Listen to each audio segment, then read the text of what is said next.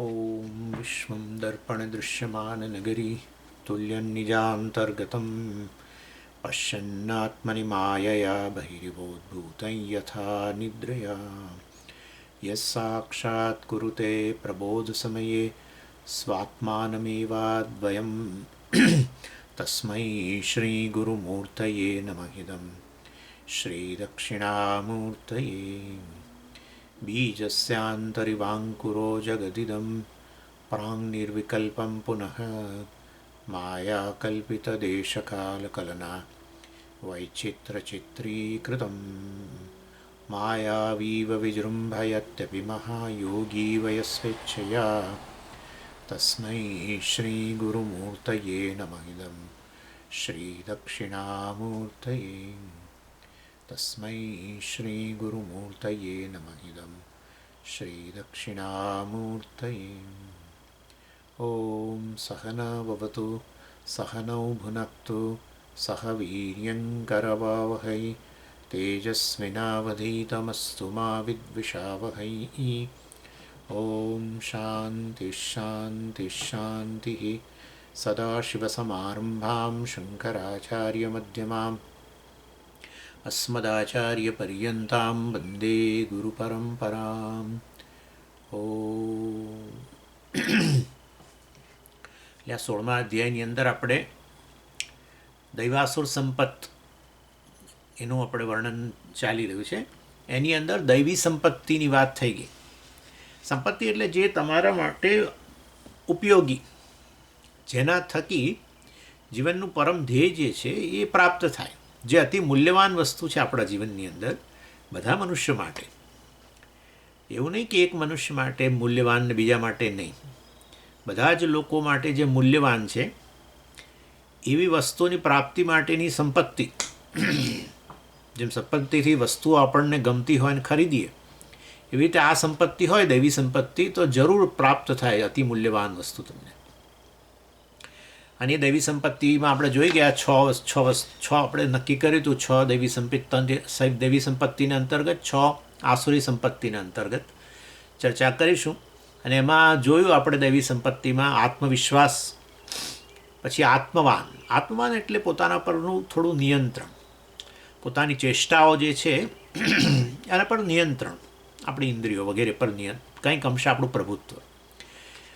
પછી એ ત્રીજું હતું આર્જવમ એટલે જે વિચારીએ એવું જ આપણે જે બોલીએ ને એવું જ આપણે કરીએ એ પ્રકારે. ચોથું હતું વિનય. પાંચમું હતું શુદ્ધિ આપણા ભાવનાની શુદ્ધિ, આપણા અંતઃકરણની અંદર ભાવના જે છે એની શુદ્ધિ. લોકોને ખબર ન પડે, પરંતુ આપણે આપણી જાતે શુદ્ધિ લાવવાની, સત્વ સંશુદ્ધિ કહી શકો. અને છઠ્ઠું હતું કરુણા, કમ્પેશન. એ આપણે વાત કરી દીધી દૈવી સંપત્તિની. અને હવે આસુરી સંપત્તિની વાત ચાલે છે કે આ વસ્તુઓ ન હોવી જોઈએ, આ સંપત્તિ દૂર કરવાની. જો આ શું છે, દેવો ભૂત્વા દેવમ યજેત.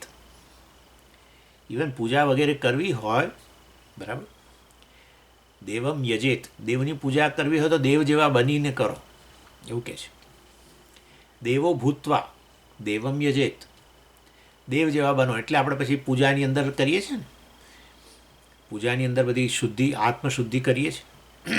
આ દેવતાઓનું આવાહન કરીએ શરીરના વિવિધ ભાગોમાં, ને એવા દેવ જેવા થઈને પછી ભગવાનની પૂજા કરીએ. એવી ને એવી રીતે દૈવી સંપત્તિ હોય તો દેવ, આપણા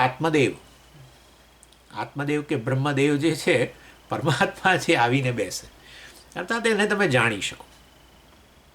અને આસુરી સંપત્તિ હોય તો પછી આવે જ નહીં ભગવાન, કે એમનાથી ડરે એમ નહીં, પણ તો આસુરી સંપત્તિની સામ્રાજ્ય હોય તો ભગવાન દૂર રહે પછી. એટલે જીવનનું પરમ ધ્યેય પ્રાપ્ત ન થાય. કઈ છે આસુરી સંપત્તિ તમે જાણો જ છો. આમ તો કામ, ક્રોધ, લોભ, મોહ, મદ અને માત્સર્ય વગેરે. એનો પર્પઝલી એને દૂર કરવું. અને એમાં પહેલું છે કામ. એટલે તો આમ તો વાસ્તવની અંદર કામ તો વિભૂતિ છે. ઈચ્છા, કામ એટલે ઈચ્છા. અને એ તો વાસ્તવમાં વિભૂતિ છે આમ તો ખરેખર. ભગવાને કહ્યું ધર્મા વિરુદ્ધો ભૂતેષુ કામઃ અહમસ્મી એમ કરીને ભગવાનનું 10મા અધ્યાયમાં વિભૂતિના વર્ણનમાં કહ્યું કે હું તો પ્રત્યેકના હૃદયમાં રહેલી ઈચ્છા હું જ છું. એટલે તો પછી એને અહીંયા આસુરી સંપત્તિમાં કેમ કહો છો? આમ તો ઈચ્છા થકી જ દુનિયામાં પ્રગતિ છે બધી. મનુષ્યએ પ્રગતિ કરી છે કારણ કે એનામાં ઈચ્છા છે. ઈચ્છા એટલે ચોઈસ, અને એ આવે છે પેલી પસંદગીની ક્ષમતા છે આપણામાં, એટલે માટે ફ્રી વિલ. એટલે તો બહુ મોટી ભેટ છે ભગવાનની. ભગવાન કહે છે ભેટ મારી નહીં, હું જ અભિવ્યક્ત થયો છું ઈચ્છાના. તો પછી અહીંયા આસુરી સંપત્તિમાં કેમ લીધો? જ્યારે જ્યારે ઈચ્છા પૂરી ન થાય ત્યારે ક્રોધ ઉત્પન્ન થતો હોય છે, અને ઈચ્છા પૂરી થાય તો ઈચ્છાની જ વૃદ્ધિ થાય છે. એવું છે. નિસ્વહ હિ 100 શતી 10 લક્ષમ સહસ્રાધિપ લક્ષેશ ક્ષિતિપાલતામ ક્ષિતિપતિ ચક્રેશતામ વાંછતિ ચક્રેશ પુનઃ ઇન્દ્રતામ સુરપતિ બ્રહ્માપદમ વાંછતિ બ્રહ્મા વિષ્ણુપદમ હરિ હરપદમ તૃષ્ણાવધિમ કો ગતઃ. એટલે કે છે નિસ્વહ હિ 100, કશું જ નહોતું ત્યારે ઈચ્છા હતી કે 100 100 રૂપિયા મળી જાય તો બહુ થઈ ગયું. શતી હવે 100 રૂપિયાવાળો થયો. શત એટલે 100, શતી એટલે જે 100 ધરાવે છે તે. શતી 10 હવે 100 તો મળ્યા બરાબર છે, પણ 10,000 મળે તો સારું. 10 એટલે 10 × 100. અને પછી લક્ષમ લાખ, સહસ્રાધિપ લક્ષમ ઈચ્છતી. હવે 10,000 મળી ગયા તો હવે લક્ષમ લાખ, લક્ષેશ ક્ષિતિપાલતામ. ના હવે તો ધન બહુ મળી ગયું, ચાલો ત્યારે હવે હાથ નાખીએ પોલિટિક્સમાં, આપણે કંઈક સત્તા હાથમાં આવે, ચાલો ક્ષિતિપાલતામ, કાઉન્સિલર બનીએ, કોર્પોરેટર બનીએ, પછી કાં તો પછી પેલા બહુ સંપત્તિ વગેરે તો ચાલો પેલા ધારાસભ્ય બનીએ. હા, પછી પાવરની ઈચ્છા થાય, આપોઆપ જ. ક્ષિતિપાલતામ ક્ષિતિપતિ ચક્રેશતામ. ધારાસભ્ય બનવાથી શું? મિનિસ્ટર બનાવે એટલે ચક્રો ચલાવે કે જેથી કરીને હું મિનિસ્ટર બનું. મિનિસ્ટર બન્યા તો અહીંયા નહીં, સ્ટેટમાં નહીં, કેન્દ્રમાં મિનિસ્ટર બનું. અને કેન્દ્રમાં મિનિસ્ટર બન્યા તો પછી એક જ આમ બાજની જેમ નજર રાખે કે મને કોણ વડાપ્રધાન બનાવે. વડાપ્રધાન બન્યા તો કે હવે પેલા શું પેલું સાર્ક દેશોના વડા બનાવે, મારું G7માં મારું નામ આવે ફલાણામાં. ચક્રેશ ક્ષિતિપાલતામ ક્ષિતિપતિ ચક્રેશતામ વાંચતી. ચક્રેશ એટલે એમ્પરર. પુનઃ ઇન્દ્રતામ, અહીંયા તો બની ગયા ચાલો પૃથ્વી પરના, પણ હવે સુરપતિ બની ગયા, ઇન્દ્ર બન્યા તો કે ના બ્રહ્માપદમ વાંછતી, બ્રહ્મા બનું. બ્રહ્મા વિષ્ણુપદમ, બ્રહ્માજીને થયું વિષ્ણુ બનું. હરિ હરપદમ, આ કોઈ શિવજીના ભક્તએ લખેલો શ્લોક છે. એટલે હરિ હરપદમ, હરિ બન્યા તો એમને થાય કે હું હર બની જાઉં, શિવ બની જાઉં. તૃષ્ણાવધિમ કો ગતઃ. આ તૃષ્ણાની ક્યાં એટલે આ સ્થિતિ છે. કામના પૂરી થઈ તો વાસ્તવમાં કામનાની વૃદ્ધિ. ઈચ્છા પૂરી. તૃષ્ણા છે ને યુવતી છે, મેં કહ્યું હતું ને તમને આ વસ્તુ, કંઈક સ્ત્રીલિંગ જ છે. અને આ શરીર ઘરડું થતું જાય છે, અંદર રહેલી તૃષ્ણા છે યુવતી, વધારે યુવતી થતી જાય છે. હા, આવી સ્થિતિ છે. એનીવે, એટલે વાસ્તવની અંદર આ કહેવાનો આશય છે કામના ન પૂરી થાય તો ક્રોધ, કામના પૂરી થાય તો નવી કામનાનો જન્મ. અને એ રીતે વાસ્તવની અંદર એટલે એક જણે સરસ કહ્યું કે કામનાની પૂર્તિ કરવાથી, ફૂલફિલ કરવાથી ક્યારે ફૂલફિલમેન્ટ ના આવે. કામનાની પૂર્તિ થાય, કામના ફૂલફિલ થાય, પણ ફૂલફિલમેન્ટ જીવનમાં ક્યારેય ના આવે. જે તમે કામનાની પૂર્તિથી ઈચ્છો છો એ જ વસ્તુ ના આવે. એ ફૂલફિલમેન્ટનો રસ્તો જુદો જ છે આખો, આ નહીં.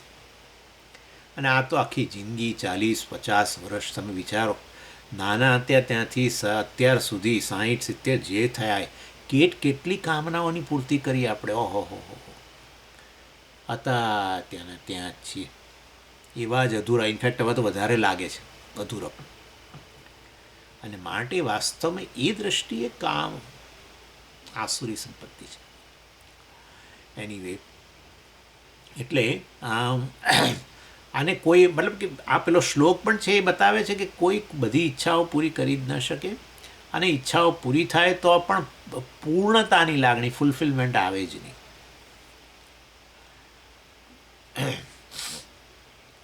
એટલા માટે ત્યાં ઉપદેશ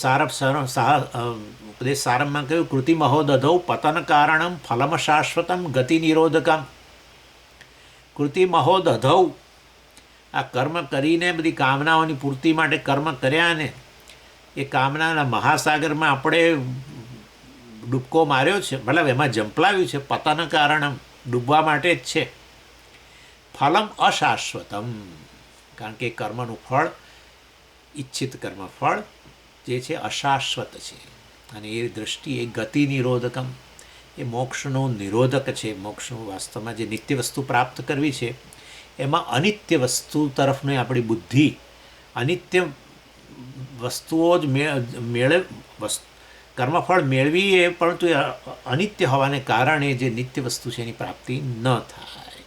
એટલા માટે વિવેકની વાત કરવામાં આવી, પુરુષાર્થ વિવેકની વાત કરેલી. સાધન ચતુષ્ટય સંપત્તિમાં પહેલી વસ્તુ નિત્યાનિત્ય વિવેક, એ પુરુષાર્થ વિવેક છે. એટલે આશાનું છે વાસ્તવમાં પેલું આપણે નથી કહેતા ભમરી, એ ભમરીમાં જંપલાય જેવું છે. ભમરીમાં જે પડે ને બહાર ના આવી શકે પછી, એના જેવું છે. અને માટે ઈચ્છા હોય તો ચાલો, ઈચ્છાની પૂર્તિ માટે તો સાધન એક જ છે, કર્મથી કર્મફળ, ઈચ્છિત કર્મફળ માટે જ કર્મ કરીએ. એ ઈચ્છિત કર્મફળ મેળવી લઈએ અને ઈચ્છાની પૂર્તિ થશે ને માટે આ ભમરીમાંથી બહાર નીકળી જઈશું નહીં, પછી નવી ઈચ્છા, અને એ રીતે ચક્કર ચાલતું રહેશે. અને એ રીતે સંસાર ચક્રની અંદર વ્યક્તિ ડૂબેલો જ રહે. તો પછી એને કેવી રીતે હેન્ડલ કરવું એની વાત કરો. ચલો હવે, એટલે કહ્યું કે જુઓ, આમાં આટલા તબક્કાઓ, આ રીતે કામ કરો. પહેલાં અમુક ઈચ્છાઓ તમારામાં જે ઉત્પન્ન થાય એને પહેલાં ના પાડો. અહીં અમેરિકામાં આવું હતું, પહેલાં બાળકોને સ્કૂલોમાં જાય ને ત્યારે આવું કહેતા. આવી એક એડવર્ટાઇઝ જૂના જમાનામાં આવતી હતી, સે નો ટુ યોર સેલ્ફ, આવું કહેતા. હા, કારણ કે છોકરાઓને શું હવે સ્કૂલોમાં જાઓ ને એટલે પછી ત્યાંથી બધી જાતની ખરાબ ટેવો શરૂઆત થાય. પેલું ડ્રગ્સ લેતા થઈ જાય ને, કાં તો આલ્કોહોલ પીતા થઈ જાય ને, બધું અને બીજું કદાચ હશે બધું. ચાલો, એટલે એ વાસ્તવમાં ત્યારે બાળકોને આ રીતે એજ્યુકેટ કરવા માટે આવી એડવર્ટાઇઝ, સે નો ટુ યોર સેલ્ફ. તમે ના પાડો, ના પાડતા શીખો, બીજાઓને નહીં, આપણી જાતને. એટલે આવી ઇમોરલ ઈચ્છાઓ હોય, અધાર્મિક ઈચ્છાઓ, તો પહેલી એની ચોકડી. એટલે હવે રહી બધી પેલી આપણી બધી કાયદાકીય ઈચ્છાઓ. એ કાયદાકીય ઈચ્છાઓ મતલબ ઈચ્છાઓની જે આપણે સારા રસ્તે પૂરી કરી શકીએ એ ઈચ્છાઓ, એમ ધાર્મિક રીતે, સારી રીતે, મતલબ કે કોઈ ખરાબ રીતે નહીં, એવી રીતે પૂરી કરવામાં પાછું. હવે પહેલાં તમારી ફરજો જે છે, તમે જે સ્થિતિમાં છો, જ્યાં તમારે છો ત્યાં શું તમારા ભાગે કર્તવ્ય છે એ પહેલાં પૂરું કરો. કારણ કે નહીં તો સારી ઈચ્છા હોય આપણી તો અનંત છે, એની પૂર્તિ માટે લાગેલા રહીશું તો એ વાસ્તવમાં આપણે જીવનમાં જે કર્તવ્ય છે એ જતું જ રહેવાનું છે. એ કારણ કે એટલી બધી ઈચ્છાઓ છે આપણી.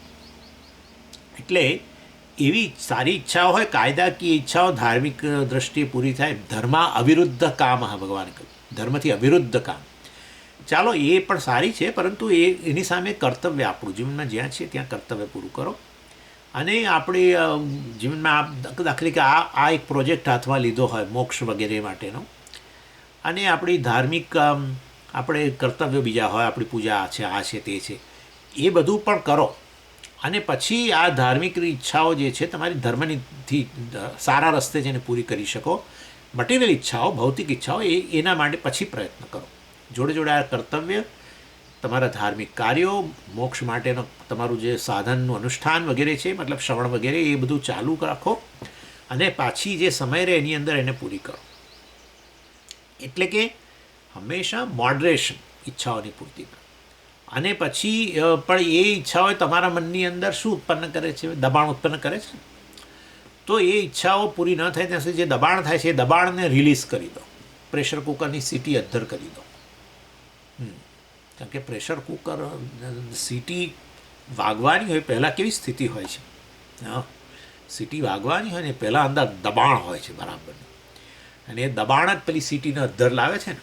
એટલે આપણે એની જાતે અદ્ધર થાય એના કરતાં આપણે અદ્ધર કરી દો ધીમે રહીને.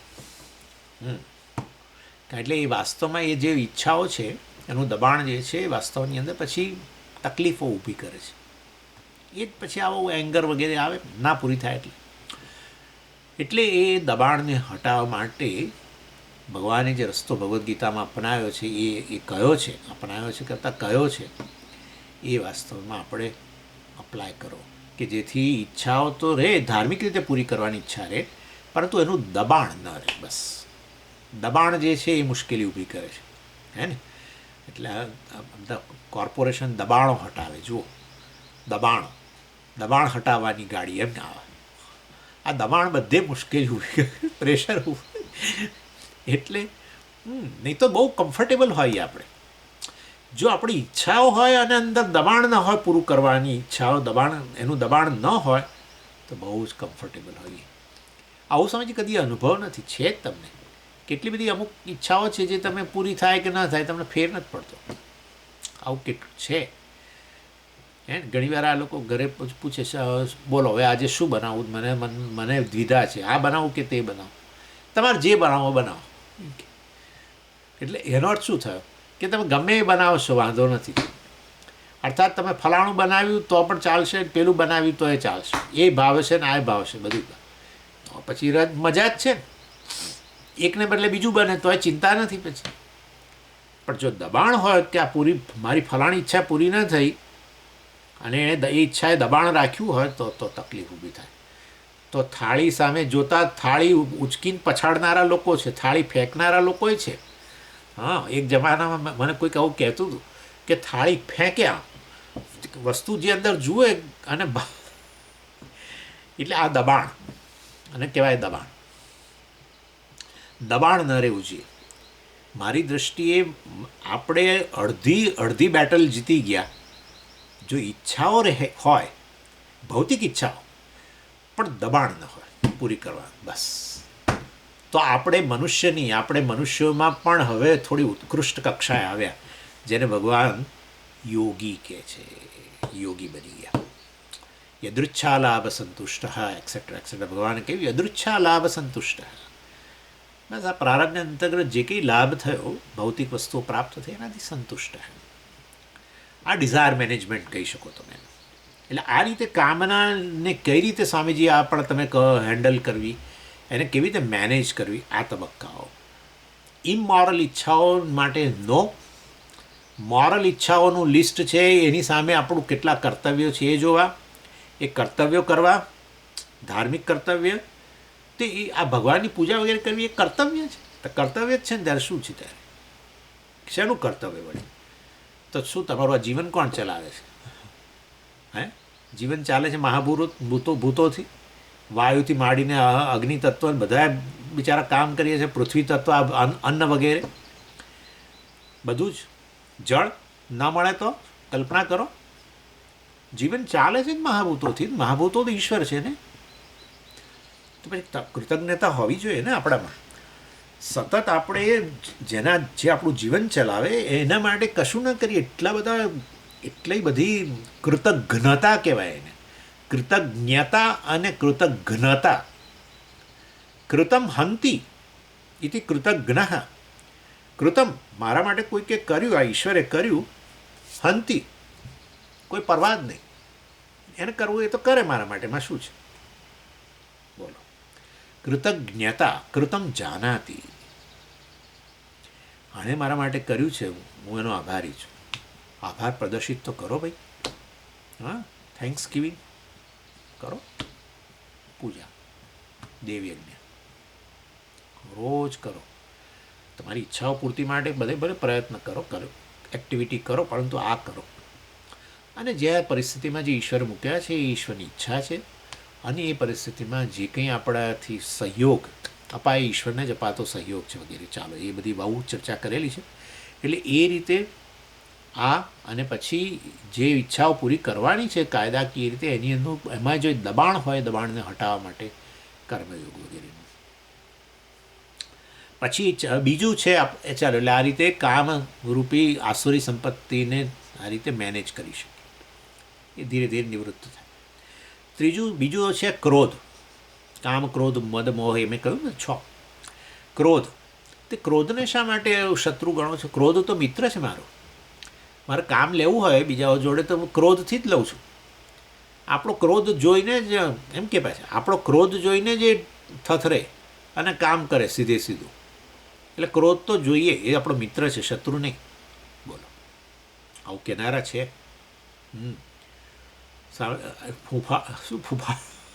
ફૂફાડો તો રાખવો જોઈએ, ડમસીએ નહીં પણ ફૂફાડો રાખવો જોઈએ. એમ કરીને ક્રોધને અનુમોદન આપે. શત્રુ જે છે પોતાનામાં પડેલો છે, જેને કાઢી નથી શકતો, નબળો પડું છું, એટલે આ રીતે એને અનુમોદન આપે છે. પણ કઈ રીતે આ ક્રોધ અશત્રુ એ ગણાવો પહેલાં અમને. સારું, જો ક્રોધથી 3 મુખ્ય વસ્તુઓ થાય છે જે બહુ મોટું નુકસાન કરે. પહેલું છે ક્રોધ હિંસાને જન્મ આપે. બરાબર ને? તમે ક્યાં તો શબ્દથી ક્રોધ અહીંયા ઉત્પન્ન થયા પછી એ શબ્દમાં અભિવ્યક્ત થાય ને એ દ્વારા અન્યની હિંસા થાય, અથવા વધુ એનાથી એ ક્રોધ હોય તો શારીરિક સ્તરે પછી અભિવ્યક્ત થાય, અન્યને મારવા સુધીની વાત આવે. એટલે ભગવાને કહ્યું કે એ રીતે આ હિંસા કરે છે, અને એ રીતે ક્રોધ એ પાપ છે. મહાશનો મહાપાપમાં વિદ્યેનમ ઇહ વૈરીણમ. એને વેરી જાણ, શત્રુ જાણ, કારણ કે એ તો તને પાપ તરફ દોરી જનારો છે હિંસા કરાવી. ચાલો, એટલે પહેલું ક્રોધથી આ વાયોલન્સ. બીજું છે ક્રોધમાં હંમેશા અન્યાયની શક્યતા રહેલી છે. ક્રોધ થાય દ્વારા ત્યારે અન્યને થવાનો શક્યતા પૂરેપૂરી છે. મોટે ભાગે ક્રોધ આવ્યા પછી આપણે જે કરીએ એ બધું બહુ ઇમ્પલ્સિવ હોય. ઇમ્પલ્સિવ એટલે તો ખબર ને, આમ આપણા બેકાબુ, આપણી બધી ક્રિયાઓ, ચેષ્ટાઓ આ બેકાબુ હોય. એટલે આપણે કદાચ ક્રોધને કારણે પછી કોઈ કંઈક આપણું બગાડ્યું હોય ને આપણે ક્રોધને કારણે એને ઈજા કરવા માંગીએ તો પણ વાસ્તવમાં ખરેખર જેટલી ઈજાની જરૂર હોય એના કરતાં વધારે ઈજા કરી દઈએ. આવું છોકરાઓને તો બહુ જ, આપણે બાળકો હોય ને ઘરમાં એને તો બહુ જ થાય. બાળક કંઈક નાની ભૂલ કરી, બરાબર છે, પણ આપણને કંઈક તકલીફ થઈ હોય ઓફિસમાં, કે ક્યાંક હસબન્ડ સાથે બોલાચાલી, કે હસબન્ડ હોય તો વાઈફને સાથે બોલાચાલી થઈ હોય, અને આ દીકરો કે દીકરી કંઈક નાની ભૂલ કરે તેમાં એને એટલું મારે. એટલે પહેલાં એટલું નાની ભૂલ થઈ હોય તો કદાચ નાની મોટી પનિશમેન્ટ, પણ એટલી મોટી સજા કરે, આ રીતે અન્યાય. વાસ્તવમાં બાળકને ના ખબર પડે કે આટલું બધું કેમ મારા પર ગુસ્સો કરીને મારે છે. કશું માગે ખાલી સીધી લગાવી દે, કે તકલીફ બીજે થઈ હોય, પરંતુ એટલે ક્રોધની અંદર અન્યાય થવાના ચાન્સીસ છે. એટલા માટે જ ન્યાયશાળાઓ છે, કોર્ટ છે એના માટે છે. જરૂર ફલાણાએ કંઈક કર્યું છે, એને સજા થવી જોઈએ, પણ એ પહેલાં બધું તપાસ કરે, કેટલો એણે વાસ્તવમાં અપરાધ કર્યો છે એની બરાબર જોઈ અને પછી જેટલી જરૂરી હોય એ સજા કરે. બરાબર છે? એટલે વાસ્તવની અંદર આ બધી કોર્ટ પુરવાર કરે છે કે આપણે સામાન્ય રીતે ક્રોધમાં જે બીજાઓને સજા કરીએ એ જરૂરી હોય એના કરતાં વધારે સજા કરી દેતા હોઈએ. આ શક્યતા પૂરેપૂરી છે. એનીવે, એટલે આ રીતે બીજું ક્રોધને કારણે શું થાય? અન્યાય થવાની અન્યને શક્યતા રહેલી છે. અને એને કારણે પણ શું થાય? પાપ ઉત્પન્ન થાય. તમે જુઓ, પાપ ઉત્પન્ન થાય, કારણ કે અન્યને જરૂરી કરતાં પણ વધારે સજા કરો એટલે અન્યાય થયો એનું પાપ તમને. પછી ત્રીજું છે ક્રોધથી નાશ થઈ જાય. ઘણીવાર લોકો ક્રોધની અંદર કદાચ ચાલો સામેવાળાને મારવાનું નહીં તો પણ ક્રોધમાં પછાડે વસ્તુઓ, ક્રોધની અંદર વસ્તુઓ ફાડી નાખે, બાળી નાખે, પછાડે, તોડી નાખે, આવું બધું બહુ કરતા હોય છે. ક્રોધમાં સંબંધોય તોડી નાખે, તૂટી જ જાય ને, તમે તોડો કે ના તોડો તૂટી જાય. જે સંબંધો બંધાતા સારો એવો સમય લાગે. બે પ્રકારના સંબંધો હોય. કેટલાક સંબંધો એવા હોય કે જે ખાલી જેની પાછળ એક વાસના જ રહેલી હોય. એવા સંબંધો, દેહ વાસના વગેરે, શારીરિક રીતે આકર્ષણ વગેરે, તો એવા સંબંધો લાંબા ન ટકે. બીજા સંબંધો છે એ સંબંધો લાંબા ટકે, પણ એ ધીરે ધીરે એમાં વિકાસ થાય, ટકાઉ સંબંધો. અને એ સંબંધો આવા ક્રોધથી એક જ મિનિટમાં તૂટી જાય. એટલે આપણે જે સંબંધો વિકસાવવા માટે ઘણીવાર બહુ પ્રયત્ન કર્યો હોય, હે ને, ઘણી રીતે આપણો સમય આપ્યો હોય, આપણા પ્રયત્ન હોય, એ દ્વારા વ્યક્તિ સાથે સંબંધ ટકાવ્યો હોય અથવા તો એને ધીરે ધીરે મજબૂત કર્યો હોય, ક્રોધમાં તૂટી જાય એકદમ જ. એટલે આ રીતે વાસ્તવની અંદર ડિસ્ટ્રક્શન, ક્રોધથી ડિસ્ટ્રક્શન. એટલે કોઈકે કહ્યું કે જો તમારે ક્રોધ કરવો જ હોય તો ક્રોધ પર ક્રોધ કરો. ક્રોધમાં તમારે ક્રોધથી નાશ થઈ જાય છે ને, તો બહુ સરસ, આજનો જ ઉપયોગ કરો. ક્રોધથી નાશ કરો થઈ જાય છે અન્ય વસ્તુને બદલે ક્રોધ જ પર ક્રોધ કરીને એનો નાશ કરી નાખો, એમ કહ્યું. Get angry on anger to destroy the anger. એટલે ક્રોધ આવે ત્યારે આપણે પછી શું કરવાનું ખબર છે? આપણા ક્રોધ પર જ ક્રોધ. અને એ તો બધું બોલવાનું છે, સારું બોલવાનું પણ અત્યારે તો સાંભળી લો. એટલે વાસ્તવ એટલે આ રીતે પણ આવું મનમાં લાવજો ખરા. ભલે બહાર ક્રોધ કરો અને બહાર વસ્તુઓને તોડી ફોડી નાખો, નાશ કરો, પણ આવું ક્યારેક વિચારજો કે ભાઈ હવે મારે નાશ કરવો, આ ક્રોધ ઉત્પન્ન થયો છે ને, ફલાણી વસ્તુ નાશ કરવો, એ પહેલાં ક્રોધનો પર જ ક્રોધ કરવા દો, જેથી ક્રોધનો નાશ થઈ જાય. પછી બહારની વસ્તુનો નાશ પછી હું જોઈ લઈશ. આવું એક વિચાર લાવજો તો ધીરે ધીરે અમલીકરણ શરૂ થશે એમાં. પણ ચાલો, ક્રોધનું સોલ્યુશન શું? આમ જુઓ, આમાં શું છે કે વાસ્તવમાં મનને એજ્યુકેટ કરો. સારા નોર્મલ તમે સ્થિતિ હોય ને તમારી, ત્યારે મનને એજ્યુકેટ કરો કે ક્રોધ કરવાથી કઈ વસ્તુ, ક્રોધથી હિંસા થશે, ક્રોધથી અન્યાય થશે, ક્રોધથી સંબંધો વગેરેનો નાશ થશે, અને છેવટે આ બધુંનું નુકસાન પણ મને વ્યક્તિગત રીતે બહુ છે, વ્યક્તિગત રીતે પણ બે સ્તરે છે. અત્યારે જ હું અનુભવ કરું એવું નુકસાન, અને નહીં અનુભવ અત્યારે કરું એવું પાપરૂપી અદૃષ્ટ ઉત્પન્ન થવાનું 101% ઉત્પન્ન થવાનું છે. અને માટે બધી રીતે નુકસાન, દ્રષ્ટ અદૃષ્ટ બધી રીતે. કેટલુંક નુકસાન હું અનુભવી જ શકું આ જીવનની અંદર, કેટલુંક નુકસાન હું અનુભવું ના હોઉં, પરંતુ એનો આજે નહીં તો કાલે મારે એ નુકસાન વેઠવાનું છે. એ છે અદૃષ્ટ પાપ. અને માટે આ રીતે એજ્યુકેટ કરતા રહો. જેમ પેલા કહે ને, cigarette smoking is ઇન્જરિયસ to the health, statutory warning. Cigarette પીઓ, પરંતુ વાસ્તવમાં વિચારજો કે આ એક સિગરેટથી અંદરના ફેફસાઓ બળી રહ્યા છે, અથવા એક સિગરેટથી હું કેન્સર તરફ ધસી રહ્યો છું. બહુ પુરવાર થઈ ગયેલી વસ્તુ છે હવે તો. મોટાભાગના કેન્સરના કેસીસ, મેં તો ડૉક્ટરોને પૂછ્યું છે, કેન્સરના નિષ્ણાત ડૉક્ટર આપણા અમદાવાદની અંદર જ, આપણા મિત્રો જ છે બધા, અને એમને જ પૂછ્યું છે મેં. એમણે કહ્યું કે સ્વામીજી, જે આ લોકો સ્મોકિંગ, તમાકુ વગેરેનું સેવન કરનારા જે છે, એમના ચાન્સીસ કેન્સર થવાના અનેક ગણા વધારે છે, અનેક ગણા. એવું નહીં કે 2-5% જ વધારે પેલા સામાન્ય ન પીતા હોય કે તમાકુ ન ખાતા હોય કે ન સિગરેટ પીતા હોય, એની સરખામણીમાં 5-10% નહીં, અનેક ગણા. પેલાના 20 કેસીસ થાય ત્યારે આનો કદાચ એકાદ કેસ થાય. આવું પ્રારબ્ધ જવાબદાર છે છેવટે. એટલે બીજા કોઈ કારણસર કેન્સર થાય, પણ સિગરેટ પીનારાઓ, તમાકુ ખાનારાઓ, પેલા મસાલા વગેરે ખાનારાઓ ને કેન્સર થવાના ચાન્સીસ અનેક ગણા છે. અને એટલા માટે તો હવે કાયદાકીય રીતે જાહેરાત કરવા માંડી છે, કારણ કે પુરવાર થઈ ગયેલી વસ્તુ છે. અને માટે કે સિગરેટ સ્મોકિંગ ઇઝ ઇન્જરિયસ વગેરે, એટલે એલાઉ નથી કરતા સિગરેટ પેલું ફ્લાઇટો વગેરેમાં, એ કે બીજે કોઈ પણ જગ્યાએ. એના માટેના અમુક જગ્યાએ તો પેલા સ્પેશિયલ પ્લેસીસ રાખે, ત્યાં અંદર જઈને તમે સ્મોક કરો, કે જેથી કરીને બીજાઓને એની અસર ના થાય વગેરે. ચાલો, એટલે એ રીતે આપણા મનને વાસ્તવમાં એજ્યુકેટ કરવું કે એનાથી શું નુકસાન થશે મને આ ક્રોધ કરવાથી. એ કે અને બીજું છે કે ક્રોધ એ બીજું કશું જ નથી, પેલો કામની જ બીજી સાઈડ છે. કામ જે પૂર્ત નથી થયું, જે પૂર્તિ નથી કરી શક્યા આપણે, એની જ વાસ્તવમાં આ ક્રોધરૂપે અભિવ્યક્ત થતો હોય છે. મોડિફાઈડ ફોર્મ કહીએ અથવા ક્રોધનું બીજ કહો એને. અને માટે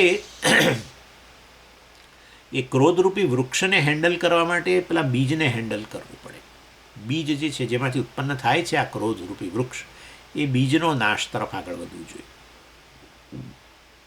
એટલે ભગવાને આ ત્યાં 3જા અધ્યાયની અંદર કામ અને ક્રોધ બંને કહ્યું, પરંતુ જ્યારે એમના હેન્ડલિંગની વાત આવી ત્યારે કામને જ હેન્ડલિંગની વાત કરી, ક્રોધનું ના કર્યું. કારણ કે ભગવાનને ખ્યાલ છે જ આ વસ્તુને આપણને સમજ પાડવા માટે કે ભાઈ જો કામને તમે હેન્ડલ કરશો તો ક્રોધ આપોઆપ હેન્ડલ થઈ જશે, કારણ કે બીજને જ હેન્ડલ થાય એ રીતે. અને કોઈ વ્યક્તિ એવું માને કે ભાઈ ક્રોધ જે છે તો જરૂરી હોય છે, બહુ મોટો ડિબેટ ચાલતો હોય છે એમાં, ક્રોધ તો જરૂરી છે ને આમ છે ને તેમ છે. તો તમે માનતા હો ક્રોધ જરૂરી છે, અર્થાત ક્રોધરૂપી સાધન તમે રાખવા માગો છો બીજાઓ પર નિયંત્રણ વગેરે માટે, કે બીજાઓને તમારું કહ્યું મનાવડાવવા માટે કે જે પણ, તો એ સાધન જો હોય તમારા માટે તો પછી સાધનનો ઉપયોગ કરનાર તમે સ્વતંત્ર હોવા જોઈએ. સાધન બરાબર ને, સાધનને તમે સાધન તમારો ઉપયોગ કરે કે તમે સાધનનો ઉપયોગ કરો. એટલે પછી એવા સંજોગોની અંદર આપણે નક્કી કરવું જોઈએ કે ક્રોધ જે છે એ ખરેખર મારા માટે સાધનરૂપ છે કે વાસ્તવમાં ક્રોધ મને ખેંચી જાય છે કે હું મારું ક્રોધ પર નિયંત્રણ છે, એ નક્કી કરવું જોઈએ. એટલે એ નક્કી કરવા માટે શું કરો તમે? કે ભાઈ સાધન એવી વસ્તુ છે કે જેને હું ઈચ્છું ત્યારે ઉપયોગ કરું અને ન ઈચ્છું તો એને બાજુએ મૂકી દઉં, બરાબર? એને સાધન કહેવાય. તો આવું કરી શકું છું કે ક્રોધરૂપી સાધનને હવે હાથમાં લઉં, ઉપયોગ કરું જે તે વ્યક્તિ સામે, અને પછી પાછું ન ઈચ્છું તો હું એને બાજુ મૂકી દઉં, અથવા ન ઈચ્છું તો ન પણ હાથમાં લઉં, હાથમાં જ ન લઉં પછી પાછું મૂકવું એવું નહીં. તો પછી વાસ્તવની અંદર એ મારા સાધનરૂપ છે, અર્થાત તો હું જે ક્રોધરૂપી સાધનનો ઉપયોગ હું ઈચ્છું ત્યારે કરું એવું જો હોય તો પછી વાસ્તવની અંદર તમે ક્રોધિત થઈ જ નહીં શકો. કારણ કે તમે સભાન હો ક્રોધ માટે, કોન્શિયસ હો, ડેલિબરેટ હો, ક્રોધ જ નથી શકે, બરાબર છે? અને એવો ક્રોધ હોય તો એવું તો આપણે કરતા હોય છે મા બાપ, ખબર છે, બાળકો પ્રત્યે આમ ખાલી ક્રોધ ઘણીવાર બતાડ્યા તો પેલું સમજી જતો હોય બાળક, જો કે પણ આવું આમ જાણી એમ કે જેથી કરીને પેલું બાળક જીદ ન કરે, એટલે આમ સહેજ આપણે ક્રોધ જાણી જોઈને કરીએ તો એ વાંધો નથી. એવું તો એવું કરો. એટલે જેની સામે દાખલા તમને ક્રોધ આવ્યો હોય ને ત્યારે એ વખતે પોસ્ટપોન કરો, એને બોલાવીને એને તતડાવવાનું, અને નક્કી કરો કે આવતીકાલે 4 વાગે એને બોલાવીને ખખડાઈશ. આવું કરો. જો આ તમે કરશો ને તો તમે જોશો કે આ ક્ષણે અત્યારે જે ક્રોધની માત્રા હતી, જે આપણા પર આપણને કાબૂમાં લીધેલો હતો, એ આવતીકાલે 4 વાગે આવો ક્રોધ નહીં હોય. અત્યારે જે આપણા પર આપણું નિયંત્રણ કરે છે એવો ક્રોધ આવતીકાલ નહીં હોય, એ આપણા નિયંત્રણમાં હશે. કારણ કે આપણે એને જાણે કે સાધન તરીકે ઉપયોગ કરીએ છીએ. જો આપણે એને પોસ્ટપોન કરી શકતા હોઈએ તો માનો કે તમારા હાથમાં છે, હા, જો એ પોસ્ટપોન ન કરો થાય તો માનું કે આપણે એના નિયંત્રણમાં છીએ. એ સાધન આપણા હાથમાંથી છૂટતું નથી તો એ સાધન જ નથી. તો પછી એ સાધન નથી. સાધન તો એ છે કે આપણે એને પોસ્ટપોન એટલે છૂટ મૂકી દઈએ, વાપરવું ન વાપરવું બધું આપણા હાથમાં. તો એવા સંજોગ એવો ક્રોધ રાખવો તો રાખો, બરાબર, એ જરૂર રાખો, પણ એ ક્રોધ ખરેખર કોઈને નુકસાન કરશે જ નહીં, તમને નુકસાન નહીં કરે. સામાન્ય રીતે ક્રોધ એને આપણે એટલે તો રિએક્શન કહીએ છીએ, એ કોઈ એક્શન નથી. બધું જ ક્રોધ, લોભ, ઈર્ષ્યા આપણને ખબર ના હોય ને આપણું નિયંત્રણ થઈ ગયું હોય. ક્રોધ ઉત્પન્ન થઈને પછી બધું પતી ગયા પછી આપણે પછી પસ્તાઈએ પછી આ ખોટું, મતલબ કે આપણા નિયંત્રણમાં હતું જ નહીં. પછી લોભ, ત્રીજું. લોભ એટલે શું કે આપણી પાસે જે વસ્તુઓ છે એને કોઈ સાથે એને શેર નહીં કરવી. બસ હું બધી વસ્તુઓ આપણા તાબામાં રાખવી, અન્યને આપવી નહીં, અન્યનેથી એનો લાભ થતો હોય તો પણ એને પ્રદાન ન કરવી. એટલે મેન્ટલી પઝેશન, એને લોભ કહેવાય. એને શાસ્ત્રમાં કાર્પણ્ય કહ્યું. કાર્પણ્ય જે છે એને તમે લોભ કહી શકો, કાર્પણ્યને કંજુસાઈ, બંને રીતે કહી શકાય. કંજુસાઈ કે લોભ બરાબર, કાર્પણ્ય એની વાત એ કરે છે. અને એ કેમ દુશ્મન છે? એને આસુરી સંપત્તિ, એને અસુર કેમ કહો છો? ભાઈ આમ તમે જોવા જાઓ તો આપણે કશું કોઈ વસ્તુના માલિક જ નથી. બધી વસ્તુઓ ભગવાને આપી છે ટેમ્પરરી વાપરવા માટે, અને એ વાપરવા માટે, યોગ્ય રીતે વાપરવા માટે આપી, કે જેથી કરીને આપણે આપણો એ સાધનોનો ઉપયોગ કરી અને વિકાસ કરી, અને પછી એ સાધનોનો ઉપયોગ કરીને આપણે વિકાસ કરીએ, પછી એ સાધનો આપણે પાછા આપીએ. કોઈ વસ્તુ પર, કોઈ વસ્તુને પકડી રાખવી, માલિકીપણું વગેરે વસ્તુ એ ન હોય, કારણ કે ખરેખર આપણે એના માલિક છીએ જ નહીં. અને માટે આપેલી વસ્તુઓને આભાર સહિત એને પાછી આપવાની ભગવાનને, એટલે રિટર્ન વિથ થેન્ક્સ. એટલે આ વસ્તુ, આ એક હકીકત છે, પરંતુ આપણે એનાથી સભાન ન હોઈએ તો આપણે પાછું આપવા તૈયાર ન થઈએ. અને એ ના આપીએ તો પછી ભગવાન જે સાચા અર્થમાં માલિક છે શું કરે? લઈ લે. એ ઈચ્છે ત્યારે લઈ લે જ પછી, કારણ કે એ માલિક છે. આપણે માલિક હોય તો એ ના ઝૂંટવી શકે, પણ એ માલિક હોય અને આપણે માલિક ન હોઈએ અને માલિક છે એવો ભાવ રાખતા હોઈએ તો પછી એ ઝૂંટવી જાય ને બતાવે કે જો સાચો માલિક હું છું. કંઈ પણ ઝૂંટવી જાય. આપણે શરીર આપણું ઝૂંટવી જાય, આપણા વાળ, આપણને વાળ પર આપણા બહુ હોય છે. વાળ, કેશ, કલાપ જે હોય, વાળ માટે એટલો બધો હોય છે, અને ટકાવવા માટે કેટલું કરીએ છીએ આપણે. અને ભગવાન લઈ જ જતો હોય છે, જોતામાં લઈ જાય. થોડા જ દિવસમાં આમ જોઈએ કે આ તો ટાલ પડી ગઈ, આવું થઈ જાય. એટલે વાળ હોય કે આપણા શરીર હોય કે આપણું ધન હોય, સંબંધો હોય, કોઈ પણ વસ્તુ જતી રહે છે, ફટાક કરતી જતી રહે. એ બતાવે છે કે કોઈ પર આપણી માલિકી ન સ્થાપી શકે. રિલેશનમાં એવું હોય છે, ખાસ કરીને તમે જુઓ તો આ સ્પાઉસ એટલે આપણા પતિ પત્ની એકબીજા પર માલિકી, પતિ પત્નીને જાણ પોતાની માલિકી હોય એના પર, એવી રીતે એવો ભાવ રાખે. કે પત્ની પતિ પર પૂછપૂછ કરે, કોનો ફોન આવે છે, પૂછે કોનો ફોન આવે છે, સામે છેડેથી આ બહુ તીણો અવાજ આવે છે, અને રોજ કેમ ફોન કરે તમને? ફલાણો. એટલે તમે મારા માલિકમાં છો, આ બીજું કોઈ તમારા પર માલિકીનો ભાવ તો નથી કરતું, એવું હોય. એટલે આ રીતે વાસ્તવની અંદર, અને એટલે હકીકત નથી છતાં આ પ્રકારનો ખ્યાલ રહીને ફરીએ તો શું થાય સ્વામીજી? હોય રાખીએ તો શું? તો જીવનમાં દુઃખ સિવાય બીજું ના હોય. માલિક ન હોઈએ ને માલિકીપણાનો ભાવ રાખીએ અને જો ઝૂંટવી જાય તો પછી શું દશા થાય વિચારો. એવું છે જીવનમાં. આ બધું સંસારને અંતર્ગત. આસુરી સંપત્તિ એટલે સંસારી, આપણને સંસારી છીએ જ, આ તો પહેલેથી જ છે. બધું સંસારી જ રાખે. સંસારી એટલે દુઃખી. એનીવે, એટલે કોઈ never hold on two anything.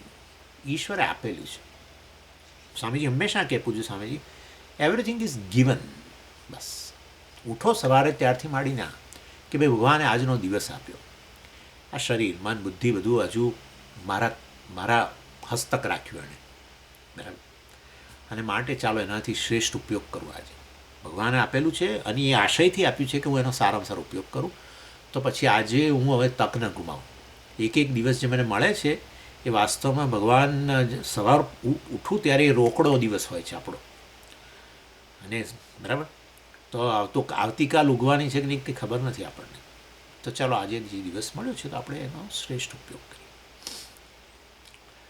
ઋણાનુબંધ રૂપેણ પશુપત્ની સુતાલયા ઋણક્ષણે ક્ષયમ યાંતિ તત્ર કા પરિદેવના.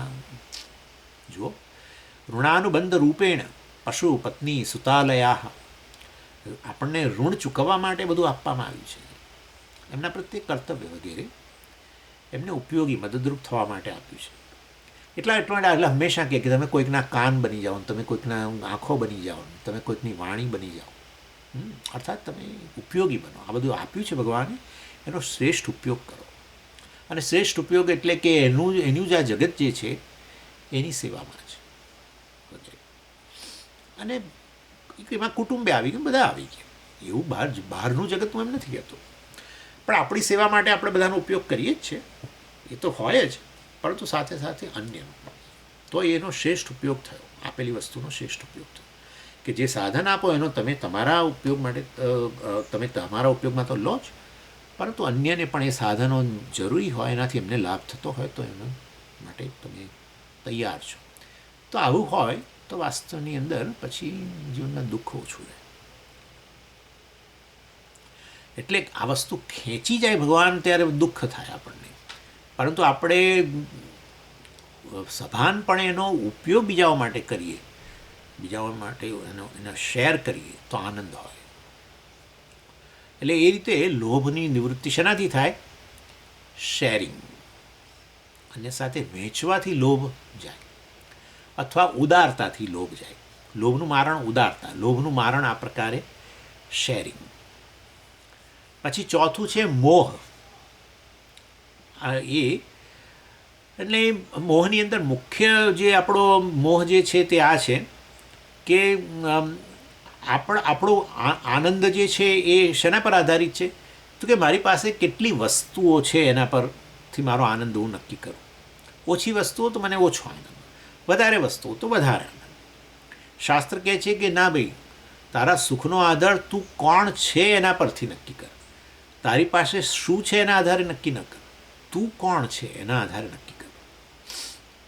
પણ જનરલી આપણે એ વસ્તુને ધ્યાનમાં જ નથી લેતા, અને હંમેશા કેટલું મારી પાસે છે, ઓછું છે વધારે ભેગું કરું, જેથી હું વધારે એના આધારે હું કેટલો આનંદમાં છું નક્કી કરું. એમાં આપણું મન પરોવાયેલું છે, બિઝી છીએ એની અંદર. કસ્ત્વમ કોહમ કુતમે આયાત કોમે જનની કોમે તાત બાલસ્તાવત ક્રીડાસક્ત વૃદ્ધસ્તાવત ચિંતાસક્ત તરુણસ્તાવત તરુણીરક્ત વૃદ્ધસ્તાવત ચિંતાસક્ત. એક બાજુ પેલો પ્રશ્ન છે, કસ્ત્વમ કોહમ, હું કોણ છું? કોમે જનની કુતમે આયા, તો હું ક્યાંથી આવ્યો છું? મારા જનની કોણ છે? વગેરે આ બધું આ પ્રશ્નો પર ચિંતન, અર્થાત હું કોણ છું વગેરે. અર્થાત મારા આનંદનો આધાર માટે હું કોણ છું એ નક્કી કરું. શાસ્ત્ર વેદાંત એના માટે અધ્યયન. અને બીજી બાજુ નહીં તો શું હોય? બાલસ્તાવત ક્રીડાસક્ત, ચાલો ક્રીડા, કેટલું રમ્યા એના આધારે આનંદ. રમતના સાધનો મારી પાસે કેટલા, બાળકને તો એવું જ હતું. મને બરાબર યાદ છે કે કેટલી લખોટીઓ ભેગી થઈ, એક મોટો ડબ્બો રાખ્યો હતો, અને પેલી ઘુવડ જેવી નજર. હા, કોઈ નવી લખોટીઓ લઈને ખરીદીને લાવે ને, એટલે આપણે એ જ લખોટીઓ દાવમાં મુકાવીએ. કે કેવા પ્રકારની દુર્યોધન નીતિ હતી ખબર નથી, એ લખોટીઓ જ મુકાવડાવી. કારણ કે આપણી બાજ નજર હોય એના તરફ, કે એ દાવ જીતી જઈએ તો પેલી નવી લખોટીઓ બધી આવે. અને મને યાદ છે કે લખોટીઓથી આપણું પેલું ખિસ્સું ભરેલું હોય બંને બાજુનું, અને જ્યારે ઘરમાં એન્ટ્રી લઈએ ત્યારે જાણે કે મોટું યુદ્ધ જીતીને, રાજ્ય જીતીને આવ્યા હોય.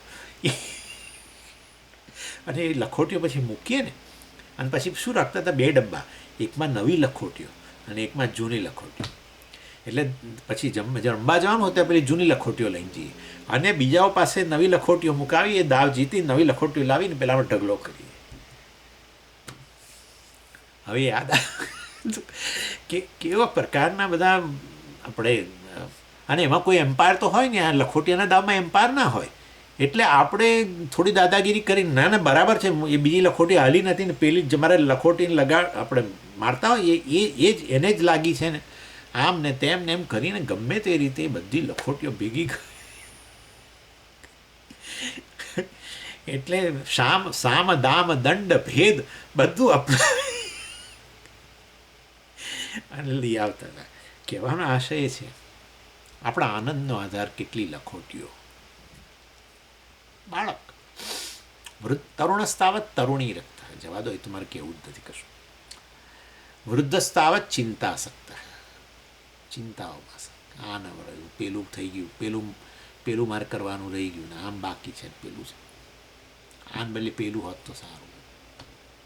બહુ જ વૃદ્ધોની ચિંતાને તો હું બહાર લાવી જ નહીં શકું, બાપરે. એટલે આપણા આનંદનો આધાર શું, આપણી પાસે શું છે ને એના પર હોય છે, નહીં કે હું કોણ છું. ક્યારે વૃદ્ધ થઈ ગયા તો હજુ પ્રશ્ન આવો નથી કર્યો, કસ્ત્વમ કોહમ કુતમે આયાત કોમે જનની કોમે તાત ભજગોવિંદમ. આવો પ્રશ્ન હજુ સુધી થયો નથી. આચાર્ય કહે છે આ હવે વૃદ્ધ અવસ્થા આવી ગઈ, જીવનની સંધ્યા આવી ગઈ, હવે તો સૂર્યાસ્ત થવાની થોડી જ વાર છે. હવે આવો પ્રશ્ન પૂછવો જ નહીં. એટલે હેપીનેસ, આપણે આનંદનો આધાર આપણે શું ધરાવીએ છીએ એ પર હોય તો આપણે મોહિત થઈ ગયેલા છીએ એમ કે છે. ઉપનિષદે સ્પષ્ટપણે કહ્યું, ન કર્મણા ન પ્રજયા ન ધને ન ત્યાગે નહીં કે અમૃતત્વમાં શું. અમૃતત્વ એટલે આનંદ, મોક્ષ એટલે આનંદ, બીજું કશું નહીં. આનંદ, મોક્ષનો અર્થ જ આનંદ, કારણ કે મુક્તિ, આ બધા સંસારમાંથી મુક્તિ. મોક્ષ બીજું આપણને ન ખબર પડે તો આ જ આનંદની સ્થિતિ, દેટ્સ ઇટ. મુક્તિ, ફ્રીડમ, સ્વતંત્રતા, કોઈ ભય નહીં. એટલે એ વસ્તુઓ ત્યાગીએ ને, બોલો, ત્યાગથી, પોઝેશનથી નહીં. ન કર્મણા ન પ્રજયા ન ધનેન વગેરે વગેરે. એટલે આ રીતે મોહ જે છે આપણો શત્રુ છે. એટલે શું થાય કે આવો મોહ હોય ને પછી આપણે ઊંધી દિશામાં જ જઈએ ને, વધુ ને વધુ પ્રાપ્ત કરવાની, બસ કે અમારે સુખી થવું છે તો આ બધું બહારથી વધુ ને વધુ મેળવતા છે, એવો જ આપણને મનમાં આવે. એટલે આપણે દિશા ખોટી પકડાઈ જાય મોહને કારણે. એ રીતે મોહ શત્રુ બની જાય આપણો. અને કદાચ ખબર પડે ત્યારે સમય જતો રહ્યો હોય બધો.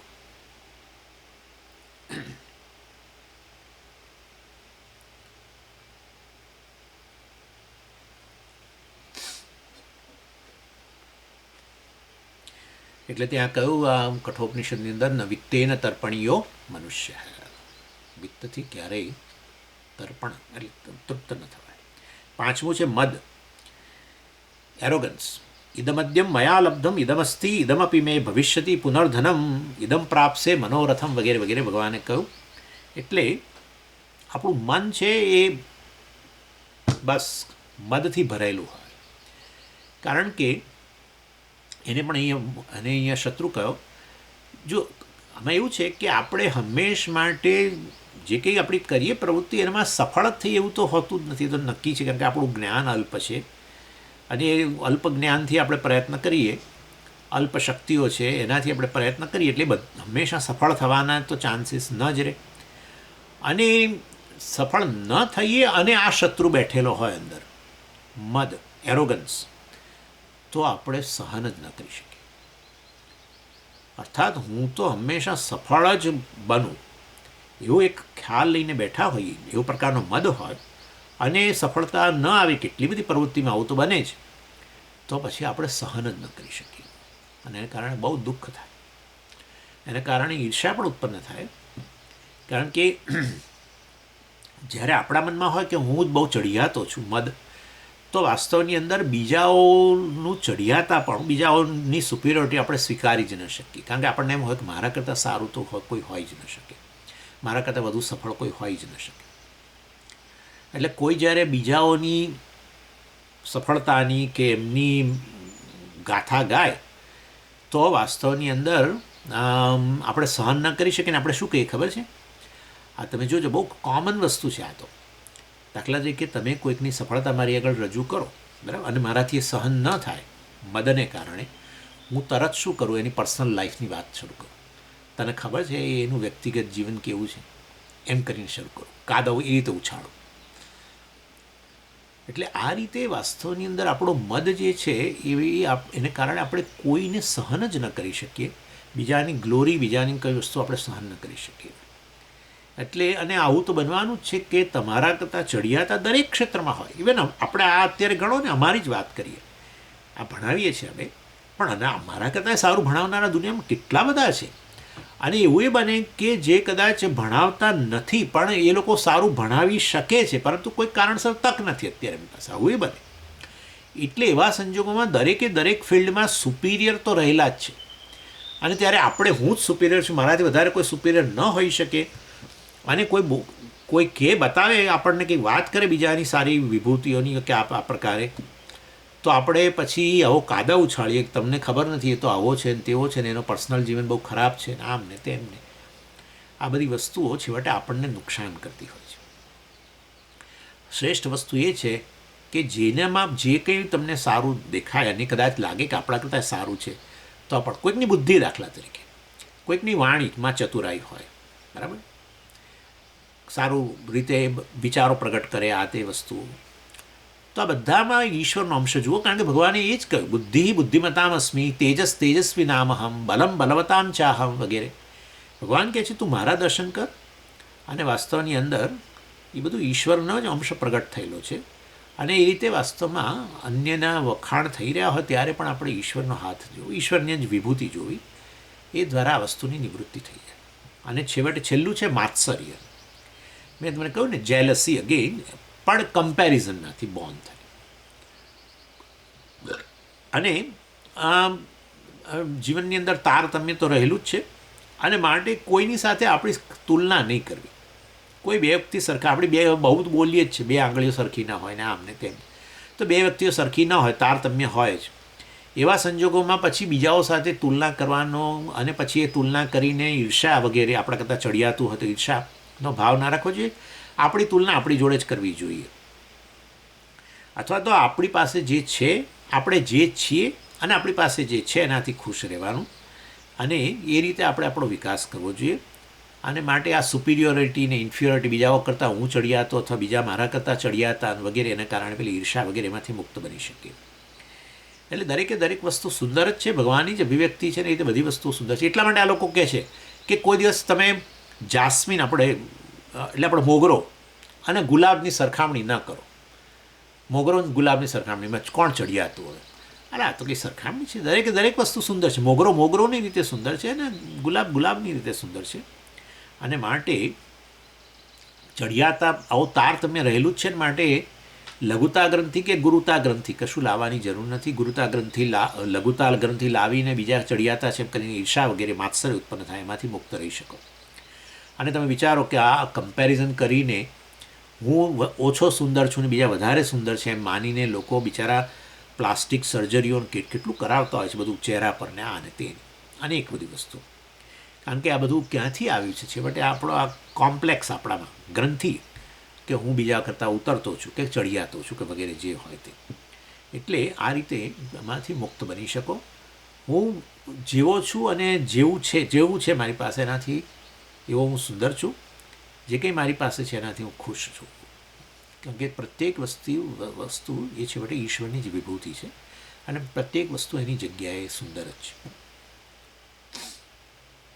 એટલે હવે આજકાલમાં જે બધી આ હરીફાઈઓ થતી હોય છે ને, કોમ્પિટિશન, એ વાસ્તવની અંદર લોકો કહે છે એ બહુ સારામાં સારી વસ્તુ છે.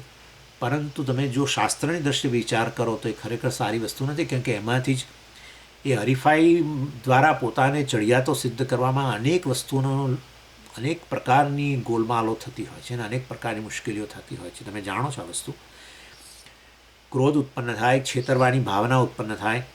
આ લોકો, ઇવન આ રમતવીરોમાં આવું થાય છે. હું સારામાં સારો છું સિદ્ધ કરવા માટે આ લોકો પછી પેલી કંઈક ડ્રગ લઈ લઈને, આ બધું બહુ ચાલે છે. પરફોર્મન્સ ડ્રગ્સ કે શું કહે છે એને, પરફોર્મન્સ એન્હેન્સિંગ ડ્રગ કે એવું કંઈક. એટલે એવી દવાઓ લઈને પછી આમ પોતાની શક્તિ વધે ને એના દ્વારા હું બીજાઓ કરતાં આગળ નીકળી જાઉં હરીફાઈની અંદર. એટલે એ વાસ્તવની અંદર આવી હરીફાઈ એ હેલ્ધી હરીફાઈ નથી. આપણે હરીફાઈ આપણે આપણી જાત સાથે જ કરવી જોઈએ કે હું વધારે સારું કેવી રીતે કરી શકું, વધારે સારો કેવી રીતે બની શકું, જે છું એના કરતાં વધારે સારો કલ્યાણના માર્ગે હું કઈ રીતે આગળ વધી શકું. એટલે બીજાઓ પ્રત્યે જ્યારે આવી માત્સર્યની ભાવના આવે ત્યારે એને એ વ્યક્તિ સાથેના સહકાર, અને એ વ્યક્તિને સારું હોય તો એ વ્યક્તિના વખાણ, પ્રશંસા દ્વારા તમે આ માત્સર્યની ભાવનામાંથી મુક્ત બની શકો. ઓપનલી કરતા હોય છે, ઘણા લોકો આવું કરતા હોય છે કે પોતાના ચડિયાતો જે હોય અને જીતી ગયો કોમ્પિટિશનમાં તો એના વખાણ કરે, માઇક લઈ અને એના વખાણ કરે કે ખરેખર યોગ્ય હતું, એ જે જીત્યો છે એને આ ફર્સ્ટ પ્રાઇઝ મળ્યું છે કારણ કે એ યોગ્ય હતું, આવી રીતે. તો એ ખરેખર આપણીમાં જ રહેલી ઈર્ષાની જે ભાવના, માત્સર્યની ભાવના છે એને ન્યુટ્રલાઇઝ કરી દે. આ જે શત્રુ જે છે જે આપણને દુઃખ પહોંચાડે, ઈર્ષા વગેરે, એમાંથી આપણને મુક્ત કરી દે. અને આ રીતે આપણે આ આસુરી સંપત્તિનો નિકાલ અને દૈવી સંપત્તિ જે બતાવી એના વિકાસ દ્વારા આપણે છેવટે મોક્ષના માર્ગે આગળ વધીને મોક્ષ પ્રાપ્ત કરી શકીએ, જ્ઞાન પ્રાપ્ત કરીને મોક્ષ પ્રાપ્ત કરી શકીએ. 16મા અધ્યાયની સમરી. ઓમ પૂર્ણમદ પૂર્ણમિદં પૂર્ણાત પૂર્ણમુદચ્યતે પૂર્ણસ્ય પૂર્ણમાદાય પૂર્ણમેવાવશિષ્યતે. ઓમ શાંતિ શાંતિ શાંતિ. હરિ ઓમ શ્રી ગુરુભ્યો નમઃ. હરિ ઓમ.